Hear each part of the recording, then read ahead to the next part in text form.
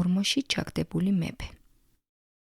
დიდი ხნის წინ ორი მეფე ერთმანეთს შეებრძოლა. ერთმა აჯობა მეორეს, შეიპყრო, დაატყვევა და ორმოში ჩააგდო. გავიდა დრო. ორმოსთან შემთხვევით ერთმა კაცმა გამოიარა. ორმოში ჩაგდებული მეფე რომ დაინახა, მისი ამოყვანა და გაპარება მოინდომა. მივიდა და ჩასძახა. კარგს არ ვიზამ აქედან რომ გაგაპარო? მეფე დაეთანხმა და მადლობა გადაუხადა.